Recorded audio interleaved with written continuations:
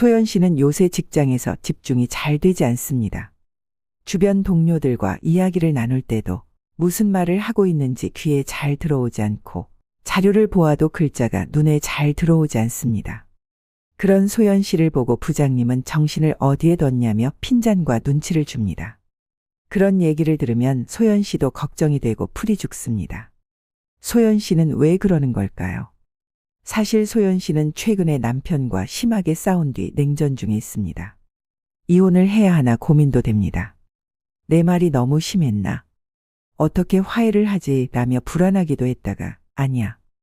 도저히 용서가 안 돼. 이렇게는 계속 살 수 없어라며 화가 나고 마음이 불편합니다. 소연 씨처럼 현대인은 많은 고민을 안고 살아갑니다.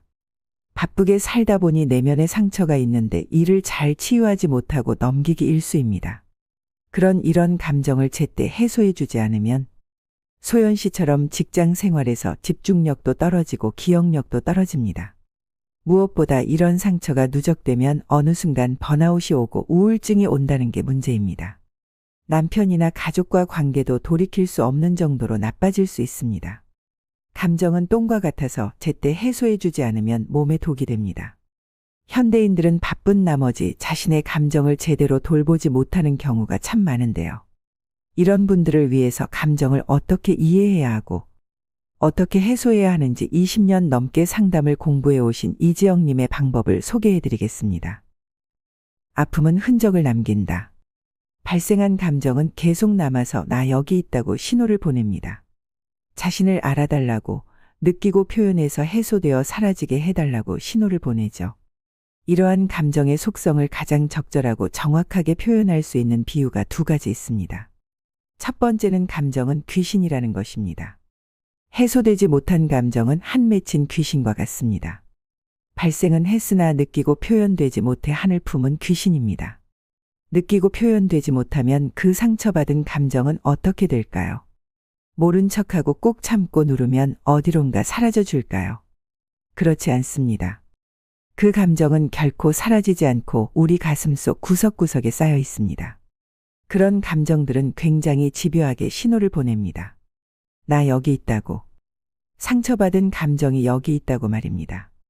그렇게 신호를 보내며 해소되기를 요구하죠. 몇 년 전에 일자리에서 부당하게 잘렸던 그 상처받은 감정이 여기 있다고. 남편에게 비난받았을 때 상처받고 억울했던 감정이 여기 있다고. 친구가 무심코 지나가면서 한 말에 자존심이 상해서 상처받은 나. 여기 있다고 신호를 보냅니다. 상처받은 감정들은 그렇게 우리 삶에 영향을 끼칩니다. 마치 한 맺힌 귀신처럼 말입니다. 우리는 매체에서 귀신이 등장하는 드라마나 영화를 드물지 않게 접하곤 합니다. 대표적인 이야기로 전래동화 장화홍련전이 있습니다.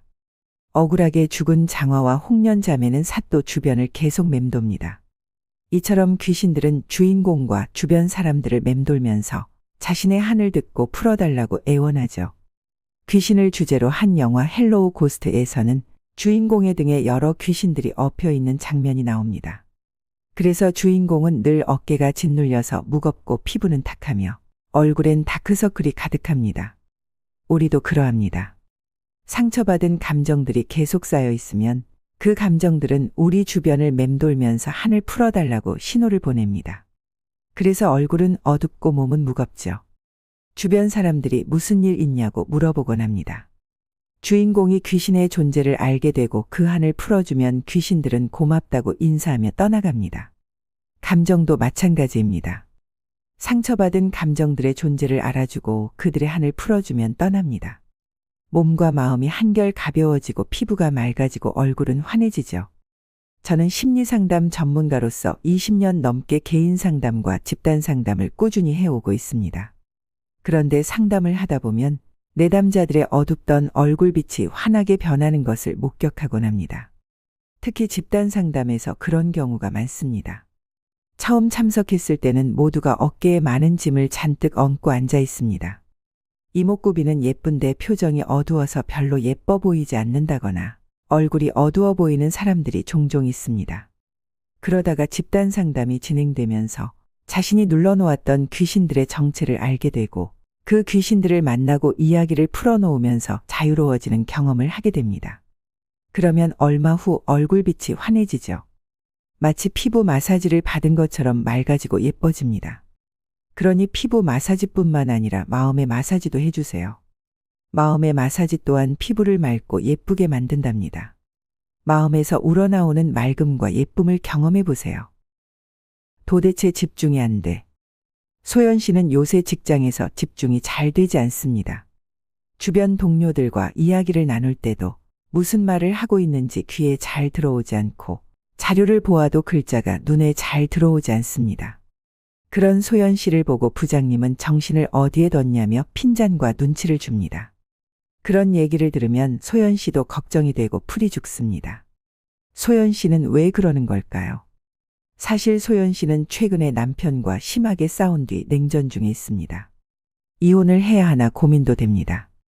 내 말이 너무 심했나? 어떻게 화해를 하지? 라며 불안하기도 했다가 아니야. 도저히 용서가 안 돼. 이렇게는 계속 살 수 없어라며 화가 나고 마음이 불편합니다. 무엇이 소연 씨를 이렇게 만들었을까요? 바로 해소되지 못한 감정입니다. 상황이 원치 않는 방향으로 악화될까봐 두려운 감정이 꿈틀거립니다. 남편과의 관계가 잘못될까봐 불안합니다. 그러다가 남편이 자신에게 심하게 했던 말과 행동이 떠올라서 화가 납니다. 이러한 감정들이 소연 씨가 다른 곳에 신경 쓰는 것을 방해합니다. 감정이 보내는 신호에만 신경 쓰게 하는 거죠. 심리학에서 신경을 쓴다는 것은 주의를 준다는 의미입니다. 주의는 에너지와 같습니다. 결국 에너지를 해소되지 못한 감정에 쓰게 되는 겁니다. 인간이 한 번에 쓸 수 있는 에너지의 양은 한정되어 있습니다.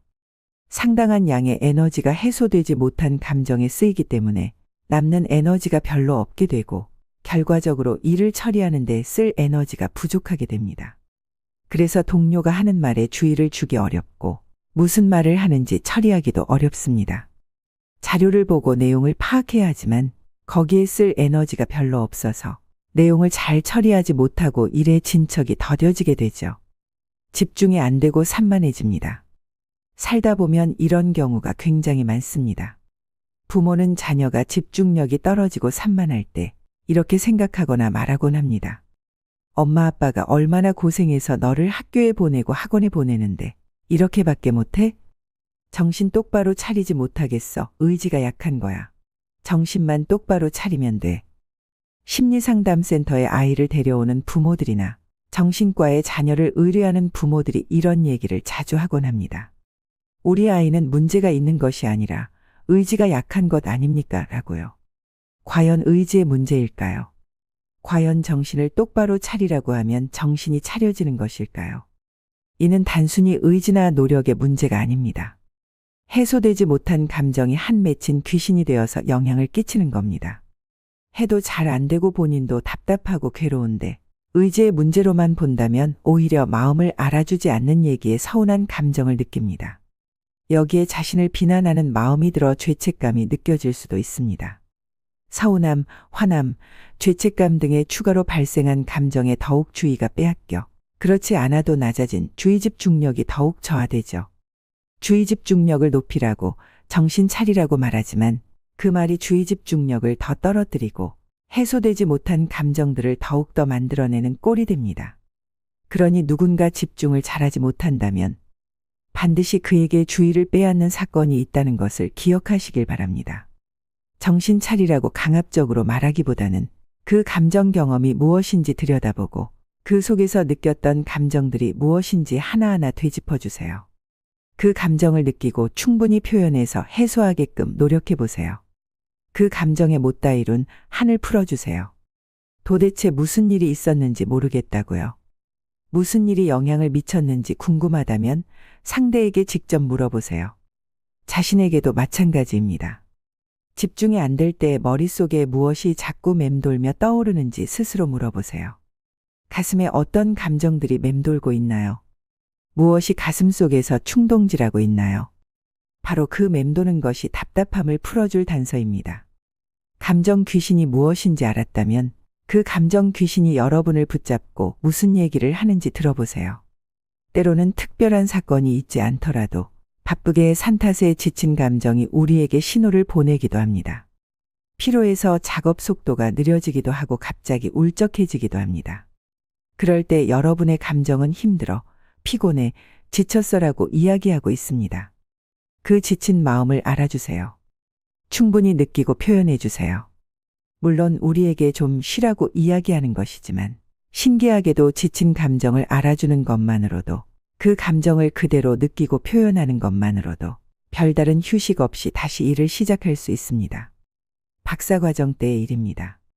상담센터에서 일하면서 대학원에서 학업도 마쳐야 하고 전문 상담자의 수련과 결혼 생활까지 함께하느라 무척 바쁜 나날을 보내고 있었습니다.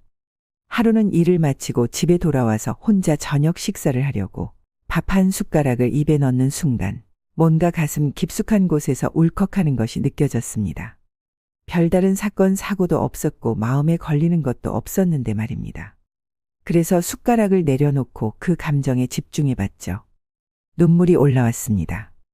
왠지 모를 지치고 힘든 감정이었습니다. 별일은 없었지만 바쁜 나날을 보내면서 몸이 지쳐가고 있었던 겁니다. 지치고 힘든 감정을 알아주고 가슴에서 올라오는 대로 티슈를 훔치며 꺼이꺼이 울었던 기억이 납니다. 실컷 울고 나니 금세 마음이 가벼워졌습니다. 가슴이 시원해지고 신기하게도 밥맛이 돌았습니다. 배가 고파졌고 밥이 먹고 싶어졌습니다. 그리고 다시 기운이 났습니다. 새롭게 시작할 수 있을 것만 같았죠. 그렇게 울고 난 후 밥을 먹고 그동안 그래왔던 것처럼 계속 열심히 살았던 기억이 납니다. 가끔 쉴 수는 없지만 지치고 힘든 감정이 올라올 때는 이렇게 그 감정을 만나 풀어주곤 합니다. 그러면 다시 시작할 수 있으니까요. 에너지를 회복하는 방법은 의외로 간단합니다. 사실 모든 사람은 자신만의 능력이 있고 자원이 있습니다. 모두 무언가를 잘할 수 있는 능력이 있죠. 그런데 살면서 이런저런 경험을 통해 상처를 받고 여러 어려움을 겪게 됩니다. 즉, 모두가 자신만의 에너지를 가지고 태어나지만 그 에너지의 상당 부분을 살아가면서 경험하는 수많은 상처에 빼앗겨서 주의 집중이 어려워지고 능력 발휘를 잘하지 못하게 되는 겁니다. 결국 살아가는 과정에서 에너지를 빼앗기는 것이므로 그 에너지를 회복한다면 주의 집중력을 회복할 수 있습니다. 주의와 에너지가 빼앗기고 있는 곳이 어딘지 찾아내서 그것으로부터 자유로워진다면 에너지가 회복되어 수행 능력과 성취가 증가합니다. 에너지가 회복되면 의욕이 생기고 무엇인가를 할 동기가 생깁니다. 그리고 행복감이 나타나는 등 유쾌한 감정들이 올라오죠. 많은 분들이 저는 행복하지 않아요. 어떻게 하면 행복해질 수 있을까요? 라고 묻습니다. 그건 주의를 빼앗아가는 불쾌한 감정들이 많이 있기 때문입니다. 표면에 올라와 있는 상처받은 감정들을 걷어내면 그 아래에 가라앉아 있던 즐거움과 희망, 행복감 등의 유쾌한 감정들이 올라오게 되는데 말입니다. 자꾸 기억이 안 나. 효성 씨는 요새 냄비를 불 위에 올려놓고 잊어버린다거나 하려던 일이 무엇인지 기억을 못하고 중요한 서류를 엉뚱한 곳에 두고 오는 등 자꾸만 깜빡해서 걱정입니다. 효성 씨에게 무슨 일이 있었던 것일까요? 며칠 전 효성 씨는 중학생 아들의 담임 선생님에게 전화를 받았습니다. 아들이 자꾸 지각이나 조퇴를 하고 주변 친구들을 위협하거나 때린다며 각별한 관심이 필요하다는 얘기였죠. 이후 효성 씨는 온통 아들에 대한 걱정과 그에 관한 생각뿐입니다. 기억이라는 것은 특정 정보의 주의를 반복적으로 줬을 때 그 정보가 기억의 저장고로 이동하는 겁니다. 그런데 주의가 다른 곳에 잔뜩 빼앗겨서 남는 에너지가 별로 없다면 기억의 저장고로 보내질 정보 또한 적어지는 거죠. 그렇게 기억력이 떨어지게 됩니다. 즉, 기억력 저하는 주의를 빼앗는 일이 있다는 것이고 나아가 신경 쓸 일이 너무 많다는 것을 의미합니다. 기억력을 확인하는 대표적인 수단이 시험입니다. 시험은 한마디로 기억력 테스트라고 볼 수 있죠. 주어진 정보 중에서 얼마나 많은 양의 정보를 기억의 저장고로 넘겼는지 확인하는 겁니다. 많은 부모가 자녀에게 좋은 성적을 기대하고 그 결과로서 자녀가 좋은 대학에 들어가기를 바랍니다. 심리학적 측면에서 보면 성적에 영향을 미치는 가장 중요한 요인은 안정성입니다. 불안정한 상태에서는 에너지를 빼앗기는 곳이 많아 학업에 주의를 할당하기 어렵기 때문입니다.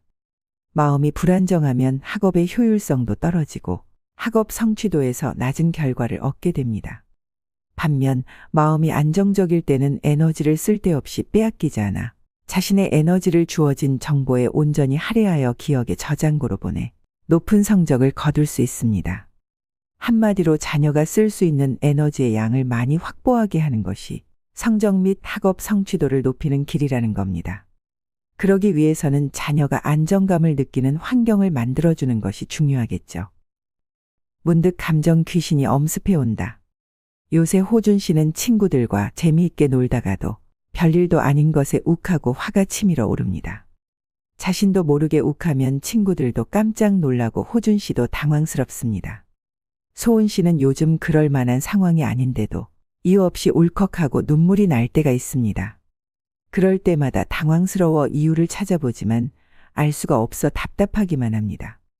최근에 승민 씨는 퇴근하고 집에 돌아와서 특별한 이유가 없는데도 아내에게 자꾸 짜증을 내고 화를 내게 됩니다. 이렇게 감정 귀신은 갑작스럽게 우리를 엄습해 오기도 합니다. 과연 그들에게는 무슨 일이 있었던 걸까요? 호준 씨는 최근 부모님에게 두 분의 이혼 사실을 일방적으로 통보받았습니다. 호준 씨는 순간 모든 것에 화가 났습니다.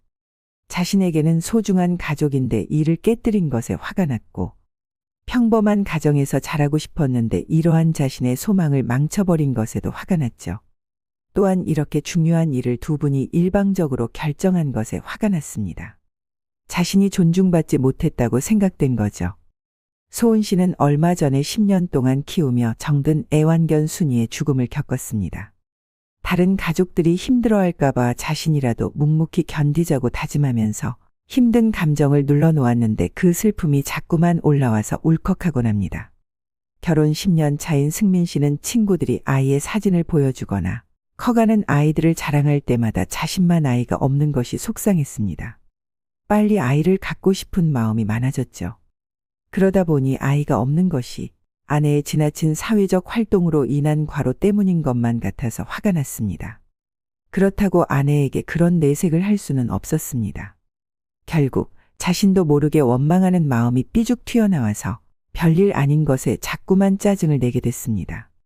우리는 모두 이런 일들을 경험합니다. 참고 눌러놓은 것들이 갑작스럽게 불쑥 올라오는 일을요. 상처 입은 감정 귀신은 우리 주변을 맴돌다가 예기치 않게 우리를 엄습해 오곤 합니다. 다른 사람의 말을 자꾸 오해하네. 해소되지 못한 감정이 있으면 이후 유사한 자극이나 사건이 나타났을 때 자꾸만 지각이 왜곡됩니다. 민수 씨는 점심을 함께 먹으러 가자고 하는데 배가 아파서 안 먹겠다는 후배 직원에 대해 나랑 밥 먹으러 가기 싫어서 일부러 거짓말하는 거 아냐? 라는 생각이 들어 마음이 불편합니다. 김 과장은 평소 솔직한 편인 동료 이 과장이 자신에 대해 솔직하게 하는 말을 듣고 나를 무시하나 라는 생각이 자꾸만 들어 불쾌해집니다. 사실 민수 씨는 초등학교 때 아이들에게 따돌림을 받은 경험이 있었습니다.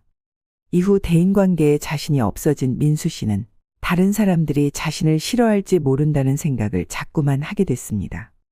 그래서 점심 식사를 거절한 후배 직원의 마음을 넘겨짚고 화가 나게 됐습니다. 김 과장은 최근 들어 부장님에게 지적을 많이 받았습니다.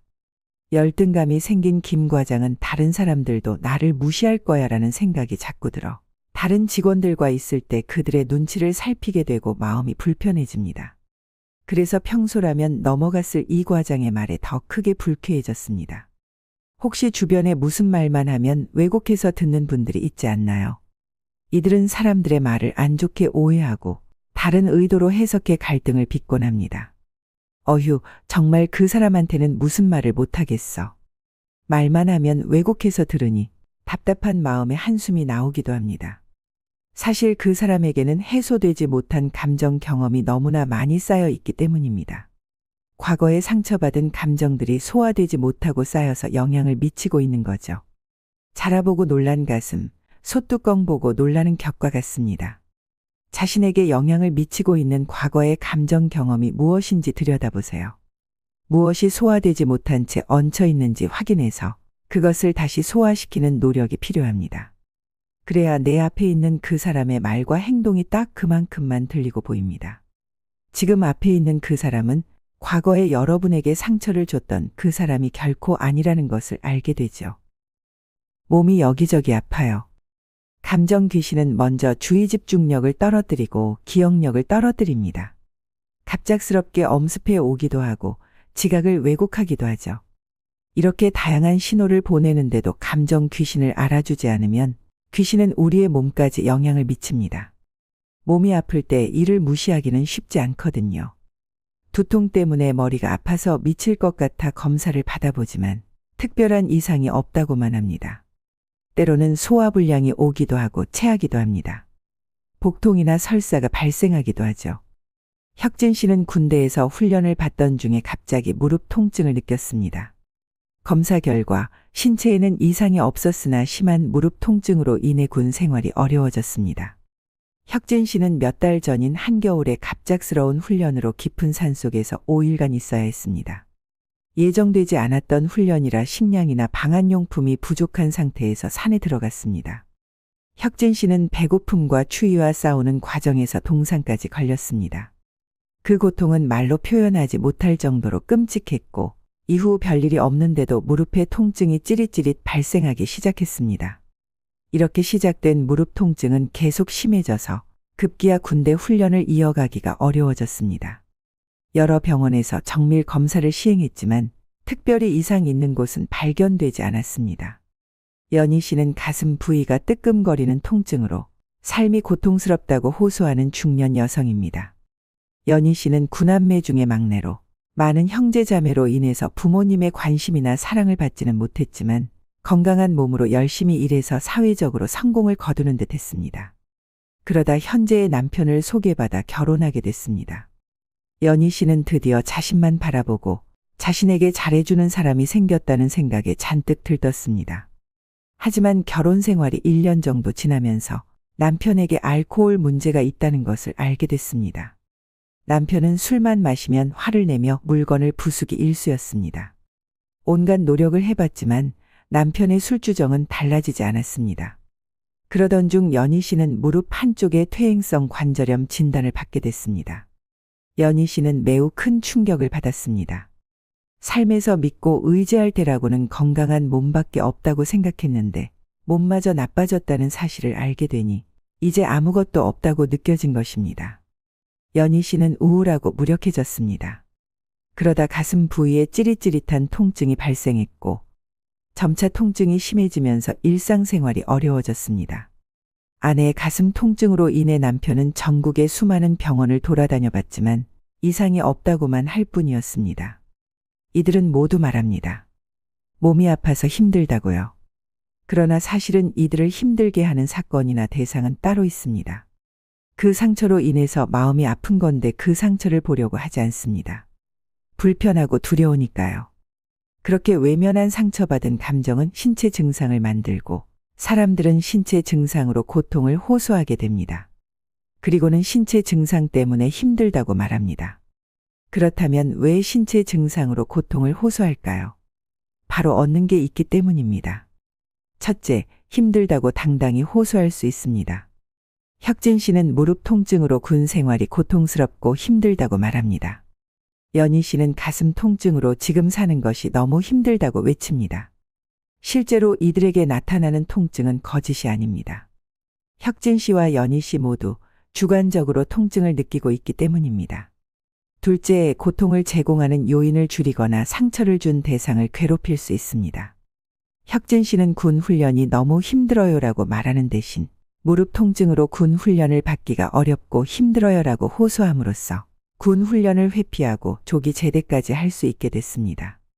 연희 씨도 남편의 알코올 문제로 너무 힘들어요라고 하는 대신 가슴 통증으로 살기가 힘들어요라고 호소함으로써 남편의 술주정이 감소했을 뿐 아니라 이제 남편은 가슴 통증으로 일상생활이 어려운 아내를 돌봐야 합니다.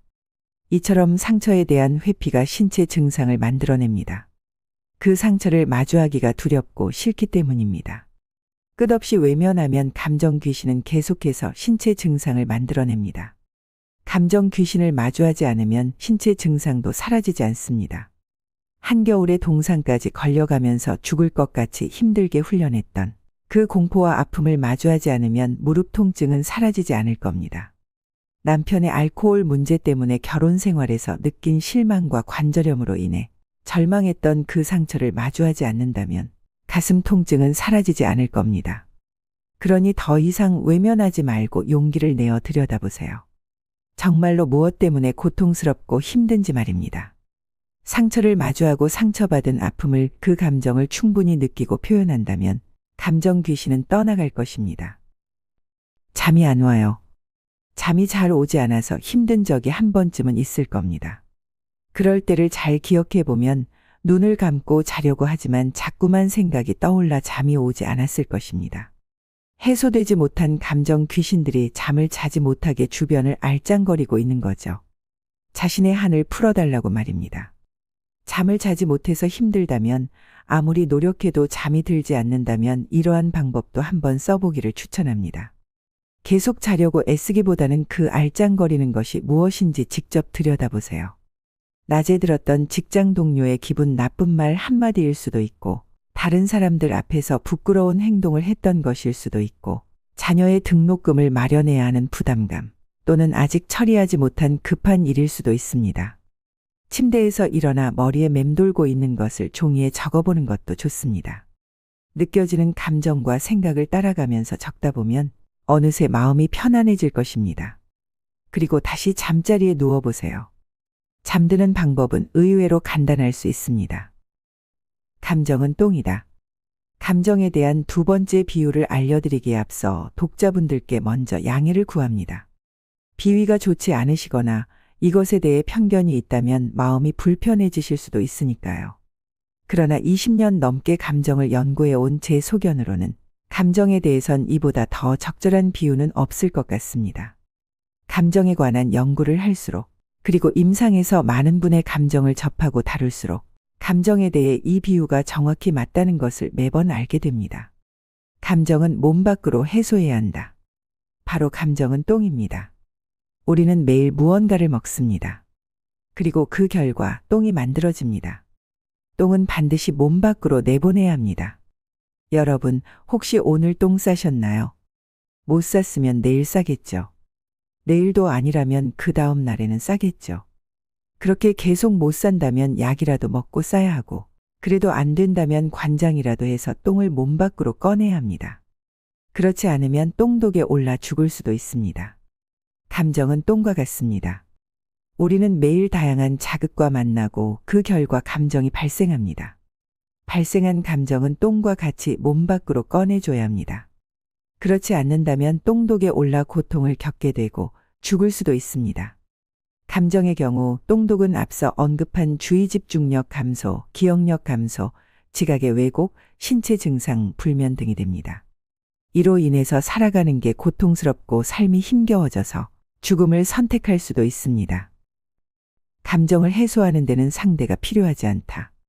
과거에는 감정에 대한 편견과 오해가 가득했지만 지금은 감정에 대한 인식이 많이 개선됐습니다.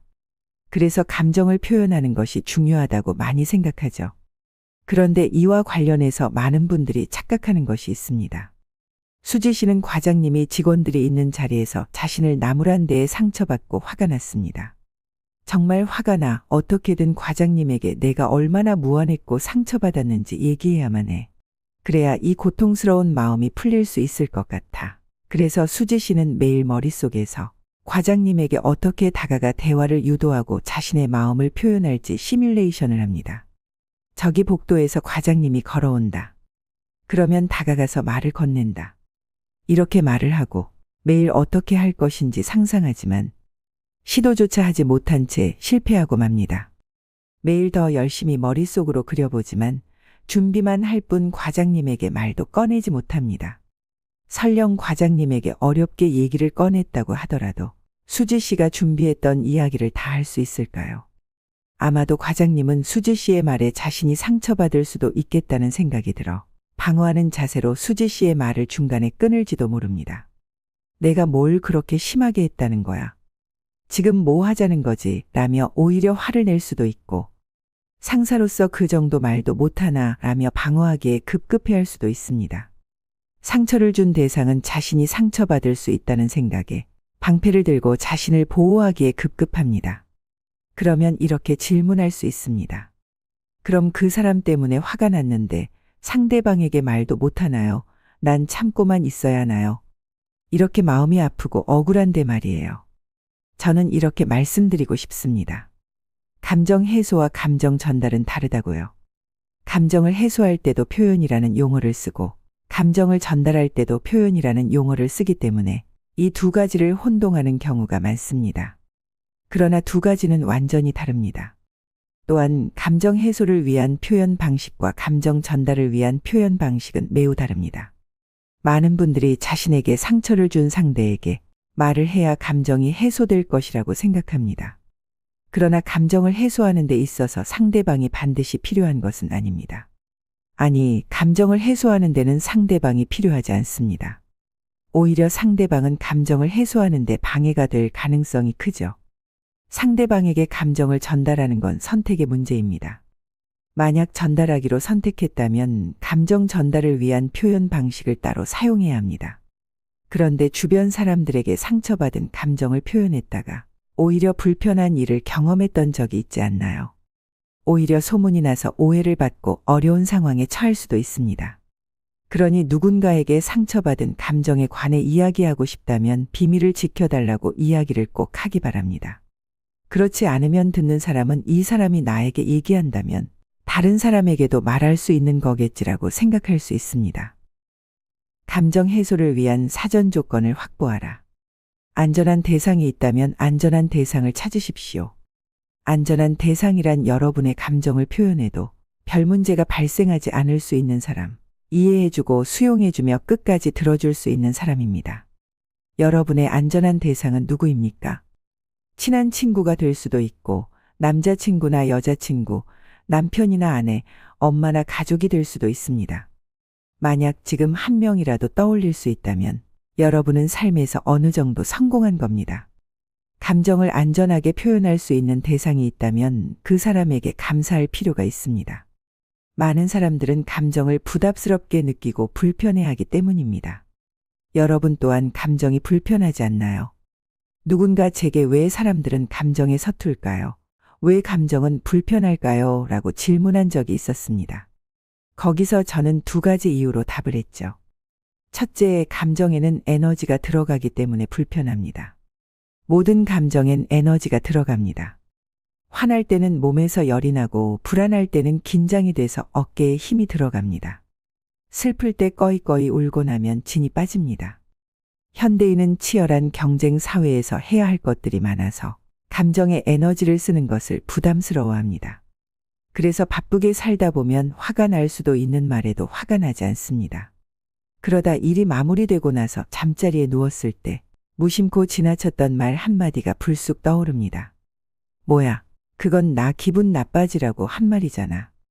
바보같이 한마디도 못하다니 그제야 화가 나 어찌할 바를 모르죠. 두 번째 이유는 감정을 느낄 때 그 감정을 어떻게 다뤄야 하는지 모르기 때문입니다. 많은 사람들이 감정을 어떻게 다뤄야 하는지 잘 모릅니다. 내가 느끼는 감정에 대해서도 그리고 다른 사람이 느끼는 감정에 대해서도 어떻게 다뤄야 할지 몰라 당황스러워합니다. 이 책을 통해서 감정을 제대로 이해하고 다루는 법을 습득하길 바랍니다. 더 이상 상처와 아픔이 불편하다고 다루는 방법을 모른다고 외면하지는 않길 바랍니다. 어떤 분들에게는 안전한 대상이 없을 수도 있습니다. 그렇다고 실망하지 마십시오. 어떤 말이나 행동을 해도 부작용이 없는 안전한 상황을 찾으면 되니까요. 혼자 있는 상황은 대표적인 안전한 상황입니다. 혼자 방에 있거나 혼자 작업실에 있거나 차 안에 혼자 있으면 안전합니다. 그런데 사실 안전한 상황을 찾기는 쉽지 않습니다. 직장에서는 늘 동료 직원들과 함께 있고 집에서는 가족과 함께 있으며 방 안에 혼자 있다고 해도 대부분 방음이 되지 않아서 안에서 나는 소리나 하는 행동이 밖으로 전해지기 마련입니다. 그런 경우라도 실망하지 마십시오. 안전한 방식을 사용하면 됩니다. 안전한 방식에 대해서는 뒤에서 자세히 설명해 드리겠습니다. 종합해 보면 감정을 해소하려면 사전 조건으로 안전을 확보해야 합니다. 안전한 대상에게 하거나 안전한 상황에서 하거나 또는 안전한 방식을 사용하여 해소합니다. 그래야 해소 과정에서 다른 사람에게 상처를 주지 않을 수 있고 다른 사람들로부터 오해를 받지 않을 수 있으며 감정을 충분히 해소할 수 있습니다. 그런데 해소를 위해서는 다음의 필수 조건 3가지를 모두 지켜야만 합니다. 감정 해소를 위한 필수 조건 3가지. 감정을 해소하려면 느끼고 표현해야 합니다. 그런데 분명 상대에게 감정을 표현했는데도 여전히 화가 나고 속상했던 적이 있지 않나요? 우리는 가끔 할머니들이 한 맺힌 이야기를 하시는 걸 듣습니다. 할머니들은 상처받았던 이야기를 하고 또 하고 돌아가실 때까지 그 얘기를 반복해서 하기도 합니다. 우리가 그렇게 그분들의 이야기를 들어드리는데도 왜 그분들은 죽는 날까지 여전히 처음 이야기하듯 반복해서 얘기하는 걸까요? 이유는 간단합니다. 해소되지 않았기 때문이죠. 감정이 해소되지 않아서 계속 이야기하는 것입니다. 감정을 해소하는 표현 방식에는 규칙이 있습니다. 그냥 표현하다고 해소되는 건 아니라는 겁니다. 다음의 규칙을 지키면 아무리 오랫동안 묵은 감정이라도 짧게는 5분, 길게는 30분 내로 충분히 해소될 수 있습니다. 첫 번째는 감정 단어를 명명해야 합니다. 많은 사람들이 감정을 표현하라고 하면 내가 언제 어떻게 했는데 누가 어떻게 했다는 식으로 스토리를 말합니다. 그러나 스토리를 말한다고 감정이 해소되지는 않습니다. 그저 그런 일이 있었다는 것을 알리고 싶은 욕구가 해소될 뿐입니다. 감정이 해소되기 위해서는 감정 단어를 명명해야 합니다. 화나, 억울해, 슬퍼, 미안해와 같이 감정 단어를 명명해야 감정이 해소되기 시작합니다. 두 번째는 감정을 몸 밖으로 꺼내야 합니다. 감정은 똥과 같아서 몸 밖으로 꺼내야만 비워져서 해소될 수 있습니다. 어떻게요? 바로 감정 단어를 말이나 글이나 몸을 통해서 밖으로 꺼내야 합니다. 먼저 소리를 내어 밖으로 꺼내십시오. 화가 난다면 화나라고 계속 소리 내어 밖으로 꺼내세요. 그러다 보면 화가 사그라지고 다른 감정이 올라오는 것이 느껴집니다. 신기하게도 상대에게 직접 하지 않았는데도 몇 번 소리 내지 않았는데도 마음이 시원해지는 것을 느낄 수 있습니다. 안전한 상황이라면 감정 단어를 소리 내어 밖으로 꺼낼 수 있겠지만 그렇지 못할 때는 어떻게 해야 할까요? 바로 안전한 방식을 사용하여 밖으로 꺼내면 됩니다. 목소리를 대신할 수 있는 대표적인 안전한 방식은 글입니다. 목소리만큼은 아니라도 거의 비슷한 효과를 거둘 수 있습니다. 휴대폰의 메모장이나 종이 또는 컴퓨터의 한글 창을 열어서 감정 단어를 계속 써보세요. 글로 감정을 해소할 때는 글짓기를 하는 것이 아닙니다. 손가락이 입술이 되고 오타투성이 글자들이 목소리가 되어 밖으로 꺼내어지는 것입니다. 내면의 감정을 그대로 꺼내는 것이므로 주어와 동사가 있을 필요도 문장이 맞을 필요도 없습니다. 욕이 올라온다면 욕을 해도 상관없습니다. 자신의 감정을 표현하는데 효과적인 수단이 되니까요. 욕은 상대방이나 주변 사람들에게만 하지 않으면 됩니다. 그들에게 상처가 되기 때문입니다. 다만 글로 감정을 해소하는 작업을 할 때는 반드시 지켜야 하는 것이 있습니다. 화장실에서 대변을 본 다음 반드시 해야 하는 것이 무엇일까요?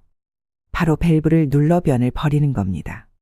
글로 쓸 때도 마찬가지입니다. 글로 감정을 해소한 후 기록으로 남기지 말고 삭제하거나 쓰레기통에 찢어서 버리기 바랍니다. 만약 버리지 않으면 다시 볼 때 기분이 더러워질 수 있습니다. 어머, 내가 죽여버리겠다는 끔찍한 생각을 했어. 어머, 저런 욕을 했다니 오히려 마음이 불편해질 수 있고 상처받았을 때의 기억이 다시 떠올라 마음이 상할 수도 있습니다. 그러니 돌아보지 말고 남기지 말고 시원하게 버리십시오. 몸을 통해서도 감정을 밖으로 꺼내놓을 수 있습니다. 춤을 출 때 그냥 춘다면 주의를 다른 곳으로 돌리는 주의분산적 방법이지만 상처받은 감정에 집중해서 그 감정을 따라가며 밖으로 꺼내듯이 춘다면 충분히 감정 해소에 효과가 있습니다. 막춤이나 살풀이춤이 되겠죠. 운동도 마찬가지입니다. 운동할 때 상처받은 감정에 주의를 집중해서 그 감정을 운동을 통해 몸 밖으로 꺼내놓듯이 한다면 감정이 해소될 수 있습니다. 감정 해소에 가장 효과적일 수 있는 운동은 권투나 검도 등입니다. 상대가 앞에 있다고 생각하면서 그 상대에게 받은 상처와 감정에 집중해서 권투나 검도를 하면 마음이 시원해집니다. 여기서 주의해야 할 것이 있습니다. 감정이 해소되는 시간은 사람마다 다르며 언제 만들어진 감정이냐에 따라 다르며 감정 경험의 성격에 따라서도 다르다는 것입니다. 만들어진 지 얼마 되지 않은 변이라면 쉽게 시원하게 볼 수 있지만 오랫동안 장에 머물러 있었던 변이라면 변을 보는데 어려움이 있고 시간이 오래 걸립니다. 즉, 감정이 해소되는 시간은 누가 정해주는 것이 아니라는 겁니다. 주관적으로 자신이 느끼기에 시원해질 때까지가 정답입니다. 세 번째 필수 조건은 바로 그 감정에 주의를 집중해서 끝까지 따라가는 것입니다. 상처받은 감정에 주의를 계속 두면서 감정 단어를 명명하면서 말, 글, 몸을 통해 밖으로 꺼내어 놓으십시오. 화나, 화나, 화나라고 계속 소리를 내어 밖으로 꺼내놓다 보면 어느새 화가 가라앉는 것을 느낍니다. 그래도 계속 감정을 쫓아가세요. 미안함 등의 다른 감정이 올라온다면 그 또한 꺼내세요. 이 과정을 계속하다 보면 감정이 더는 느껴지지 않을 때가 있습니다. 감정이 변화하는 과정을 끝까지 따라가면서 더 이상 아무것도 느껴지지 않고 시원해질 때까지 계속하세요. 어떤 분들은 감정을 해소하는 작업을 하다가 갑자기 일이 생겨서 멈춰야 할 때는 어떻게 하냐고 질문하십니다. 답은 간단합니다. 변을 놓다가 멈추고 다른 일을 해야 했다면 어떻게 하면 될까요? 다시 상황이 되면 변기에 앉아 또 남은 변을 놓으면 됩니다. 감정도 그렇습니다. 감정을 해소하다가 멈췄다면 다시 안전한 상황이 됐을 때 남아있는 그 불쾌한 감정에 주의를 집중하십시오. 그러고 나서 그 감정을 똑같은 방식으로 꺼내면서 따라가면 됩니다. 종합해보면 감정을 해소하는 방식은 감정을 전달하는 방식과는 다른 별개의 표현 방식이 필요합니다. 상처받은 감정을 안전하게 해소하기 위해서는 안전한 대상이나 안전한 상황 또는 안전한 방식이라는 사전 조건이 필요합니다. 사전 조건이 충족됐다면 감정 해소를 위한 필수 조건 3가지가 모두 충족돼야 합니다. 첫째, 감정 단어를 명명하세요. 둘째, 감정 단어를 말, 글, 몸을 통해 밖으로 꺼내야 합니다. 셋째, 감정에 주의를 집중하며 끝까지 따라가야 합니다. 이 3가지를 모두 충족시켰을 때 감정을 효과적으로 해소됩니다. 어떠셨나요? 오늘 영상을 통해 감정을 왜 제때 해소해야 하는지, 감정을 어떻게 해소해야 하는지 아셨을 겁니다. 바쁜 일상 속에서 잠깐씩이라도 틈을 내어 내 감정과 마주해보세요. 감정에 이름을 붙이고 안전한 장소로 가서 그 감정을 말로 표현해보세요. 밤에 잠이 안 오거나 문득 오늘 있었던 일이 생각나서 기분이 상하는 일이 줄어들 겁니다. 앞으로도 여러분 인생에 지혜를 드리는 책을 소개해 드릴 테니까요. 구독해 두시면 놓치는 일이 없을 겁니다. 여기까지 인생책이었습니다. 감사합니다.